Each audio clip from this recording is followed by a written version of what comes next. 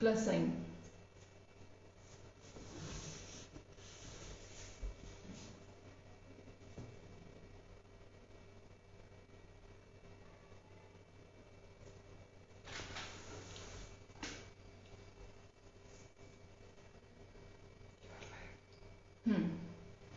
Hello everybody. Welcome to the Kombucha Brewing Live. We'll just wait for a few more folks to join in, like a few seconds probably. Welcome everybody. Happy Saturday.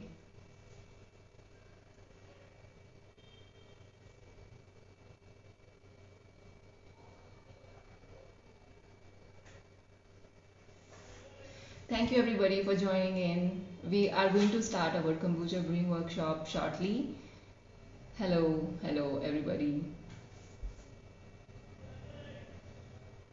If you have any questions for us around through the live, please drop in the comments and we'll take it up.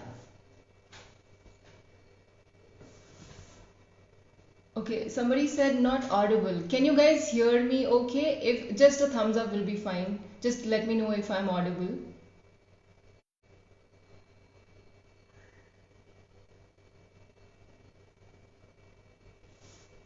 Anybody who can just tell me if you can hear me okay?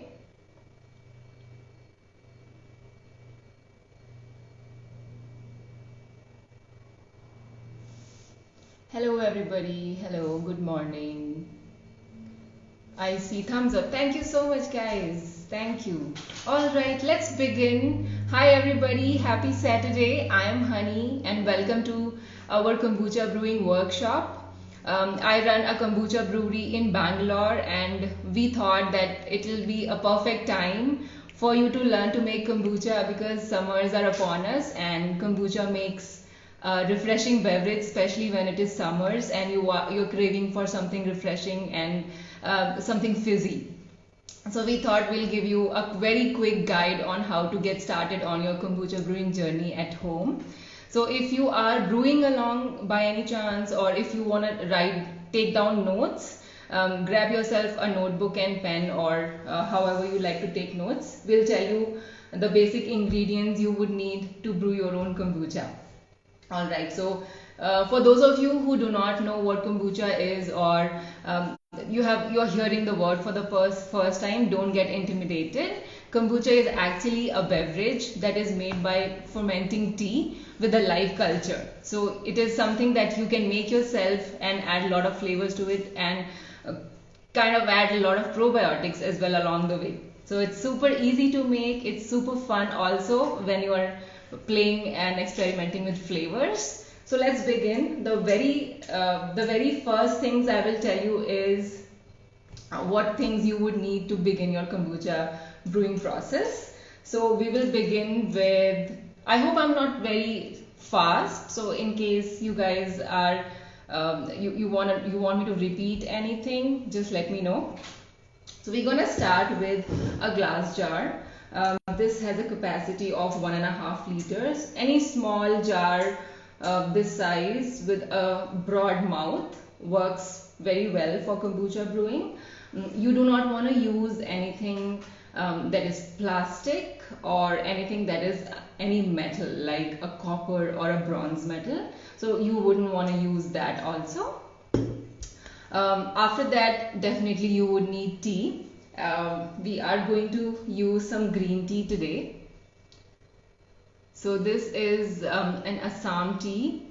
You can use any kind of tea as long it is just pure tea leaves. It should not have any flavors. It should not be added with any oils or any essences. So your morning black tea or green tea that you have is perfect. Another very common item that you will have in your pantry for making kombucha is your sugar. Here is a white cane sugar. You can also use a brown sugar or a raw sugar, but ideally when you are just starting off, we kind of suggest that you just stick with the plain white cane sugar, pretty much. We'll give you the quantities while I brew the kombucha with you. so don't worry about it. You need some water. Filtered RO water is alright. Then you would need a cloth, a breathable cotton fabric, an old hanky or a clean old t-shirt will work, and a rubber band to secure the cloth on the jar. Then we have the main ingredient without which you cannot make kombucha, and that is a SCOBY. So this is the liquid and something floating in it that actually turns the tea into kombucha. So you can secure this from Amazon or any friend of yours who's already making kombucha. You can just ask them for a little bit of the starter and a piece of that floating cellulose that grows on top. You can ask them for a little bit quantity and you can start making your own with that. So your friends, your family, anything on Amazon you can find off, or even on any websites that you can. If you're not able to grab a SCOBY anywhere, and if you are in Bangalore, you can grab one of our kombucha bottles, which is the original flavor. The original booch is something that you can totally use to brew your own kombucha. So just the liquid kombucha will also help you get started, but make sure that it is not flavored one. You need the classic unflavored kombucha to get started. Pretty much. So these are the basic things that you need. Once you have all of these, you can just begin the process. So I'm going to start by brewing some tea. So I would like to say that anybody who can make a cup of tea can brew kombucha. It is that simple. We'll start with brewing our tea. So any which way you like to brew your tea, be it a teapot, or if you like to use a French press like I'm gonna use now, you can use that, or even you can use your standard pot. However you want to brew the tea, you can do that. I'm using a French press here. I'm gonna grab so we are making 1 liter of kombucha here. So all the measurements that I'm gonna give you will be for 1 liter. You can write it down somewhere. So we're gonna start by brewing the tea. This is 4 grams of green tea. So for every liter I'm gonna use 4 grams. I'm just gonna add the 4 grams tea. It is all already measured. I'm gonna add the tea in the empty French press. I'm gonna get some hot water. This is the hot water would be around 85 degrees centigrade, and I'm just gonna add that hot water to it. So we're gonna do like 300 ml of hot water in it. Just remember, the whole recipe will be 1 liter, but we are going to only do 300 ml of warm water. We are going to let it steep. Just cover it and keep it away for 10 to 15 minutes. So most of the teas come with their own steeping instructions. If you have a tea that needs a brewing of just 5 minutes, or if you have a tea which specifically says to brew only for 3 minutes, you can follow that instruction and brew the tea however you like. I like to brew the tea for say 10 to 12 minutes because this is a certain tea that needs that much time. We'll brew it for that much time, and later on we'll come to that. We had already brewed some tea actually, so we have some hot tea already brewed, 300 ml of that. We're gonna grab our jar now. So this is the jar that I talked about, plain, clean, food grade glass.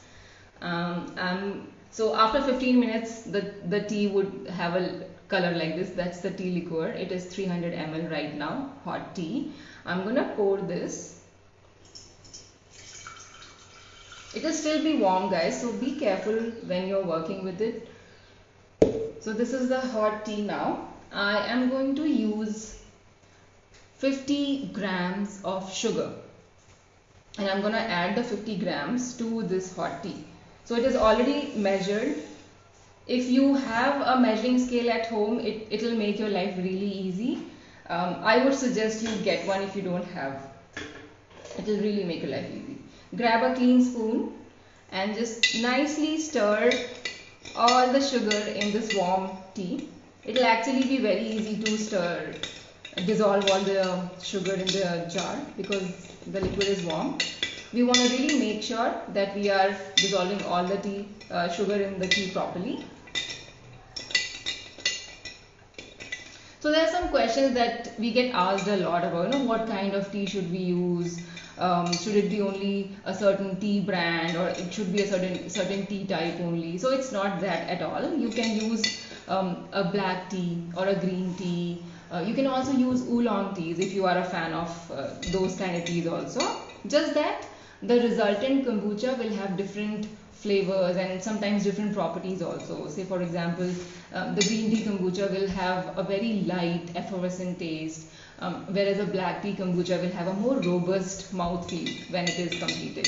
So find your preference, just do a lot of experimentation with different teas. And always, I kind of like to say that loose leaf teas work the best.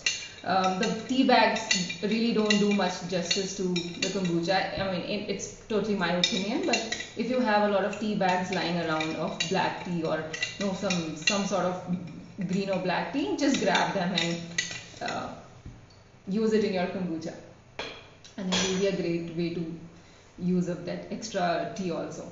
Alright, so here is our mixture of the strong tea that we made along with the sugar. Now we are going to add the rest of 700 ml of water, cold water to it.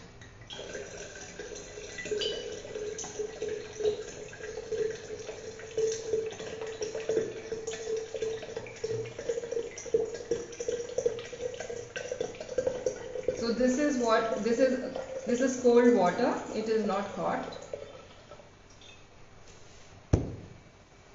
So this is sort of like a hack that we use. You don't have to actually heat up whole 1 liter of water to make the tea. You can just make with a certain 300 ml hot water and then top off the rest 700 cold water. So you get the temperature at ambient. So right now it's still say 28 or 30 degrees right now, which is totally ideal.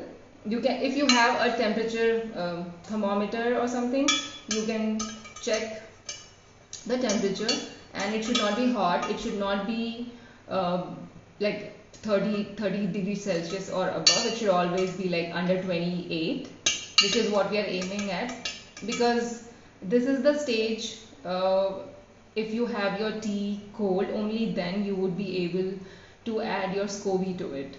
So you really want to make sure that your tea is at room temperature. If you guys have any questions, you can just add them to the comments. It looks so good. At this time you can even taste it. It will be like a nice sweet tea, and it will be a reference point for you to really feel the transition. It will be sweet right now, but when you are having the kombucha, it would have transformed into this sweet and sour, little effervescent beverage. So this is your tea ready now. Now we are going to add the SCOBY and the starter. So for 1 liter, the entire 1 liter quantity, we are going to do anywhere between 125 ml to 200 ml. It totally depends on the quality of the starter. So this one is not very strong right now, so we are going to add around 200 ml of the starter along with a little bit cellulose. If you guys are not grossed out with this already, probably I can show you how actually it looks. It's a cellulose that the yeast, the yeast and the bacteria actually spin. So it's like how you have plant cellulose, you have bacterial cellulose. It looks very gross, but it is beautiful. So I'll tell you a little bit about the SCOBY actually. So SCOBY is sort of like a combination of some bacteria and some yeast that decided to live together and create this cellulose like umbrella or a mushroom on top of them. So the bacteria and the yeast actually eat the SCOBY nutrients the sugar, the nitrogen, and the nutrients from the tea, and they actually spin this cellulose.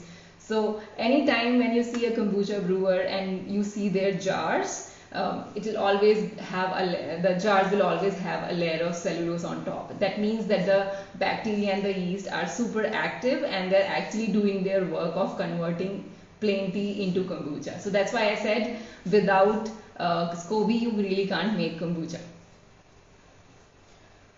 So here we go. This is kind of like the second last step to your kombucha process, and here we transfer all of the liquid here. It splashes, of course, so you have to be kind of careful. Yes. Ta-da. You can give it a nice mix and let the cellulose float on the jar. It's absolutely fine. The last step you have to do is take your cloth that we talked about. It's a clean cotton breathable cloth. You really have to make sure that whatever cloth that you use has to be breathable. The air should be able to go in the jar. You don't want it airtight. So this is how we do it. You must have seen, these pickles and stuff, even vinegars, they always have this setup. So it is because you want the air to go inside, the bacteria and the yeast. The Scoby really likes the oxygen. So this is your jar of kombucha. Now you're going to keep it away from sunshine. You do not want direct sunlight on it. Preferably in an airy space, like a countertop or a dining table is great. Don't keep it anywhere near plants or any fresh fruits, because it kind of attracts those fruit flies and they get attracted to the jar, and sometimes if your fabric is not woven tightly, the fruit flies would go inside and infest your kombucha. So you wouldn't want any plants or any fresh fruits around it. Apart from that, sun is something that you don't want, I mentioned, because sun rays are antibacterial and our Scoby is big part bacteria, so you don't want the bacteria in the Scoby to die off. So keep it away from sun.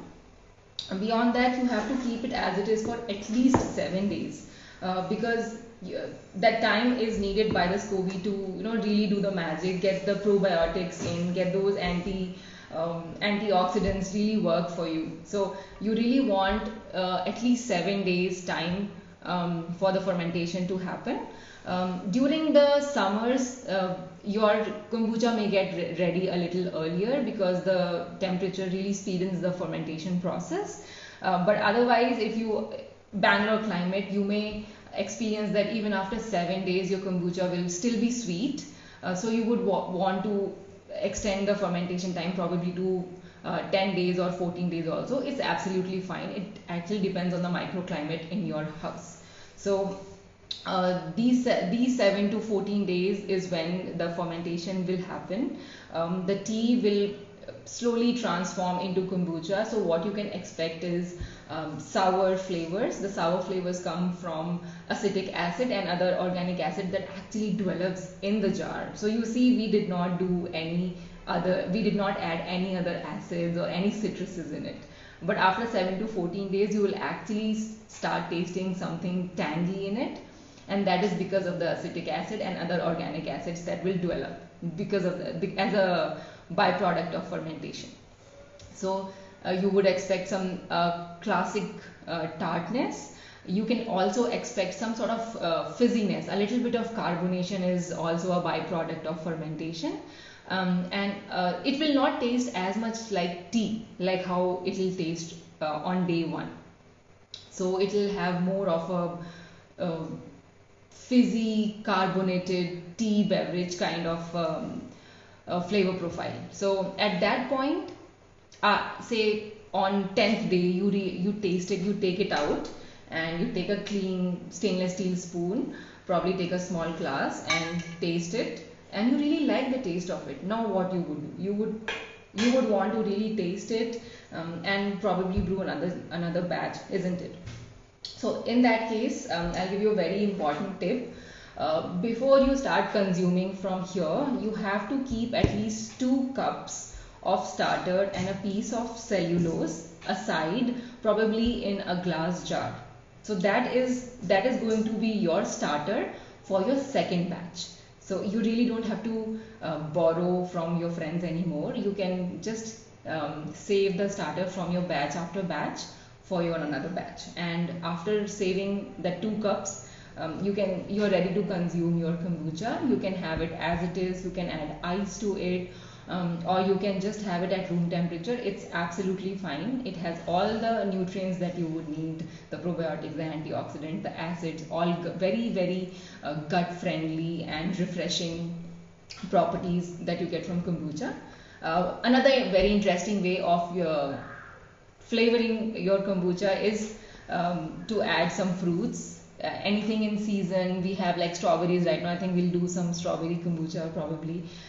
So you can add some seasonal fruits to it. Anything that you are a fan of, please use that. How you do that is by taking a bottle, adding your fruits. You can cut them, puree them, juice them up. You can add those juices or cut fruits to the bottle, and then probably by using a funnel, you can just transfer the kombucha in the bottle and secure the lid. I'm not doing it right now because we have some water in the bottle right now, but this is a kind of bottle you can use for flavoring. You can use any glass bottle as long as it has a secured lid. So this is something that you can use. You can infuse your juices for 1 to 2 days, and then refrigerate for some time, and then you're ready to have your kombucha any time of the day. You can have it as it is. You can even use it in your smoothies. You can use it in your mocktails or even cocktail mixers also. So it's a fairly very versatile beverage. It has a lot of health benefits, gut, especially for the gut. But as long as you have gotten the basics of it right, you can use it in many ways. So this was my quick guide for you to start your kombucha brewing journey. If you guys have any questions, you can comment, or you can come to our account Mountain Bee Kombucha on Instagram, and you can ask us any follow-up questions. And if you along the way during your brewing journey, if you get any questions, you can also DM us there. We'll be happy to help you. So I'll just scroll through, I'll see if there are any questions. This is your time to ask us questions. Do you need to refrigerate the starter? You do not have to refrigerate the starter at all. It will not spoil.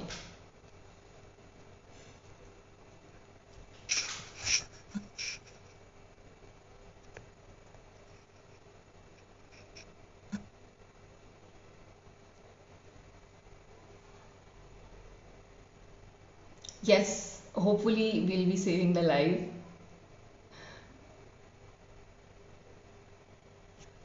All right, so here, how long can it be stored?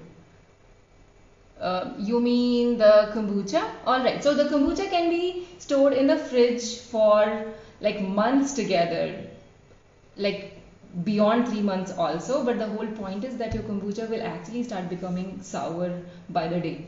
So it may not be palatable, but it can be used as a starter, or it can be used as a vinegar for any vinegar substitute that you want.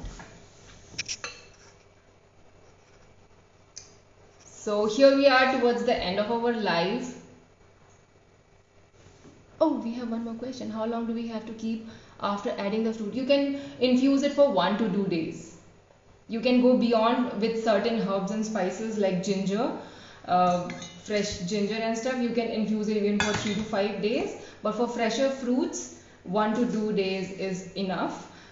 Just remember that the length of the secondary fermentation or infusion that I talked about will also tell you the intensity of the end product. So 1 day secondary fermentation will have a little mellower taste versus when you do it for 2 days.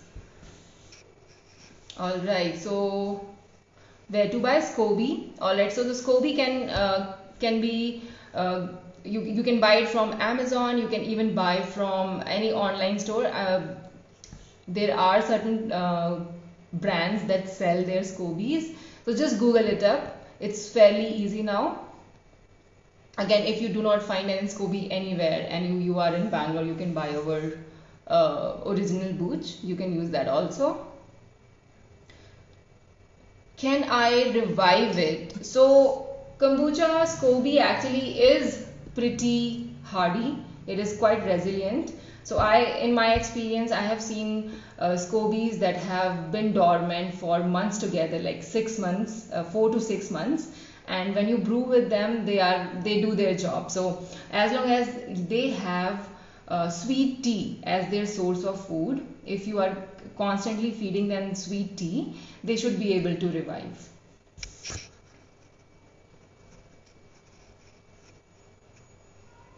Can you use jaggery instead of sugar? I was expecting this question actually. So the sugar is for the Scoby to kickstart fermentation process. It needs that sucrose to really break it down into fructose and glucose. So if you add one more layer of minerals to it, like how Jaggery is, it has additional minerals and other micronutrients. So it makes the job for Scoby little difficult. So you would really want the most basic sugar, and surprisingly, when you're fermenting the kombucha, you're actually decreasing the sugar quantity in the end product. So don't be worried. As long as you're fermenting it properly, you will have very less sugar remaining in your kombucha. Do you have to strain the fruit before drinking? Yes, you should. If you're using chunks of fruit, it is suggested that you filter it out because they will not taste very pleasant. All of their flavors would be extracted in the liquid. You will be left with those mushy, discolored fruit chunks. So you can discard them.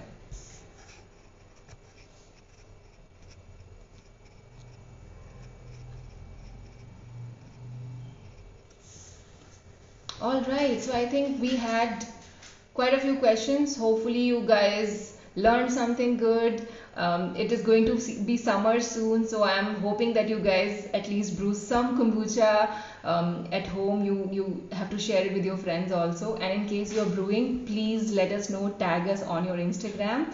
And any questions, we are there to help you out. You guys have a great weekend ahead, and thank you for joining. Thank you for these wonderful questions. Thanks so much. Bye bye.